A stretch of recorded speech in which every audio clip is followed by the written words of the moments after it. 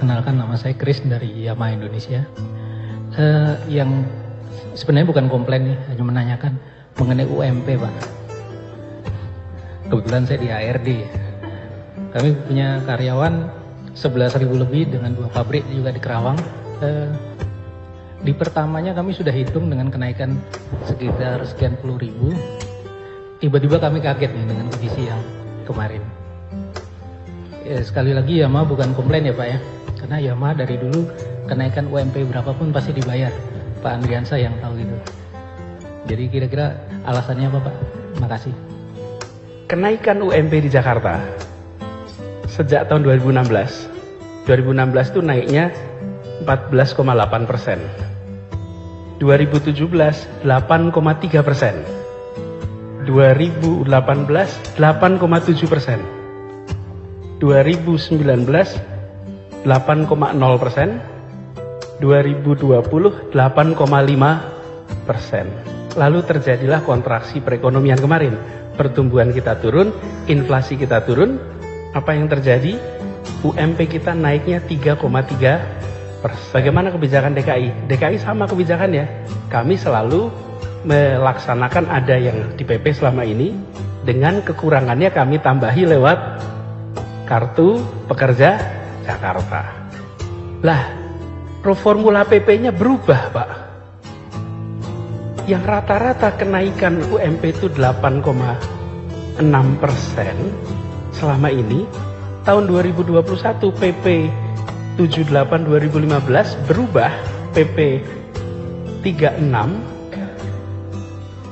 Yang tahun lalu saja kondisinya kita berat 3,3%, dengan formula baru keluarnya 0,8%, di bawah 1%. Saya pun kaget loh. Bagaimana mungkin di Jakarta yang biasanya kenaikannya 8%, lalu kondisi sulit naik 33 dan buruh pun menerima.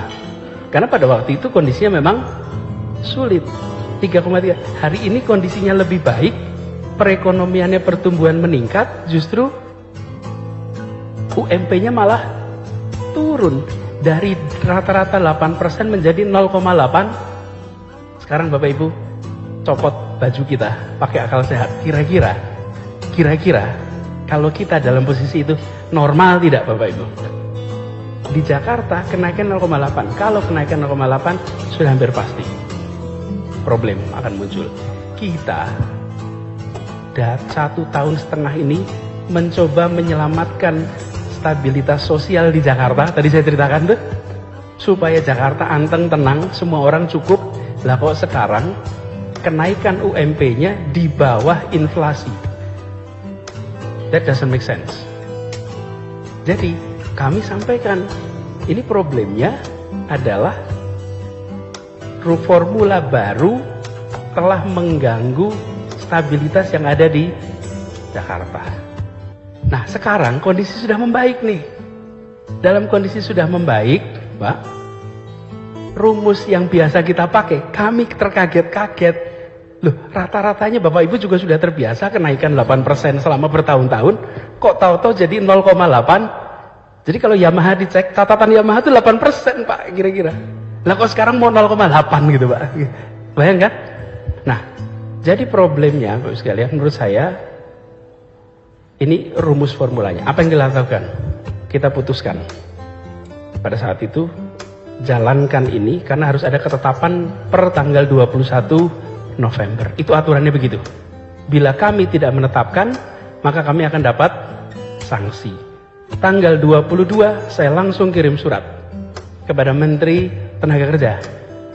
Saya sampaikan ini tidak masuk pada prinsip keadilan, dan kalau kita lihat proyeksi perekonomian ini nggak nyambung.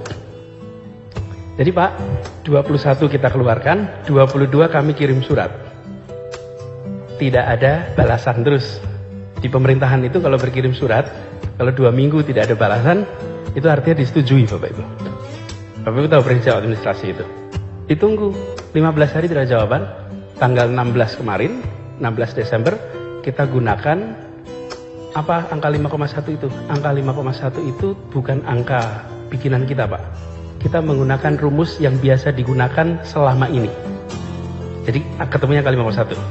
3,6 proyeksi pertumbuhan dengan 1,5 itu inflasinya. Jadilah angka 5,1. Jadi 5,1 itu jika kita menggunakan rumus yang ada di tahun-tahun sebelumnya. Apakah punya dasar hukum? Ada. Dasar hukumnya DKI Jakarta memiliki kekhususan diatur dalam Undang-Undang Nomor 29 Tahun 2007 yang memberikan kewenangan pada Pemprov DKI untuk mengatur bidang perindustrian, perdagangan, perekonomian. Jadi kita punya dasar hukumnya untuk melakukan itu. Tapi dasar moralnya yang tadi saya ceritakan, Pak. Dasar moralnya itu, nah, kami ingin Bapak Ibu sekalian, demand ini juga bergerak. Tapi itu penjelasan ekonomi, Pak Ibu. Penjelasan ekonominya adalah kita ingin kick in juga supaya demand bergerak. Ada studinya yang dilakukan oleh Bappenas. Studi Bappenas menunjukkan bahwa untuk bisa menggerakkan demand lebih tinggi, maka UMP idealnya naik 5%. Jadi, kalau boleh saya sampaikan, secara koridor hukum kita gunakan aturan hukumnya. Lalu runtutan sejarahnya, kenapa kok munculnya bentuknya revisi? Karena di awal kami terus terang terkejut, Pak. Rumus barunya kok jadi seperti ini. Nah, kalau saya ajak Bapak Ibu sekalian melihat ini sebagai anak bangsa, nih merasakan, kira-kira muncul rasa ketidakadilan tidak? Pasti muncul. Saya itu sering merasa, sudahlah kita ini jangan sering-sering pakai divisi, dividing, Pak. Pengusaha, buruh, kita ini dulunya sama kok. Dan kita di ruangan ini dulunya buruh kok. Gitu. Dulunya juga mulainya dari bawah kok. Gitu. Cuman kita ini kalau udah sampai atas suka lupa di bawah, Pak. Gitu. Betul itu. Dan saya pun sering alami, Pak. Coba kalau Pak foto-foto, ini pengalaman pribadi, Pak. Foto-foto tuh, ayo Pak ikut foto-foto. Itu setelah selesai foto, nanti nggak lama ada yang bilang, udah Pak ini capek, Pak ini capek. Yang bilang capek siapa? Yang udah foto, Pak. Iya, yang belum foto nggak ada yang bilang udah capek. Ini gimana? Ini panjenengan sudah bisa foto, langsung bilang, udah, capek gitu. Lo gimana gitu? Ini kan kita itu begitu. Dulu kita hidup sulit, kita jalani. Begitu kita udah naik, lupa sama yang di belakang. Nah, kami di Jakarta ingin yang besar tambah besar, tapi yang kecil tolong tambah besar juga. Jangan yang kecil tetap kecil, yang besar tambah besar. Membesarkan yang kecil tanpa mengecilkan yang besar. Yang besar tambah besar, tapi yang kecil juga boleh ikut besar. Gitu kira-kiranya. Nah, ini Bapak Ibu sekalian, sebabnya kita ambil policy itu, dan kami berharap yuk bebannya dipegang sama-sama. Nah, sekarang kami minta Bapak Ibu sekalian, yuk kita bangkitnya sama-sama. Jangan bangkit sendiri-sendiri. Bangkit sama-sama, ya pekerjanya bangkit, ya pengusahanya bangkit, ya ekonominya bergerak. Dan itu yang kita inginkan untuk Jakarta kita.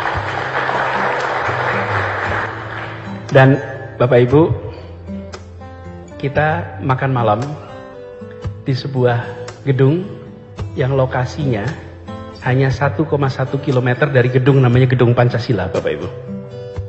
Gedung Pancasila itu apa?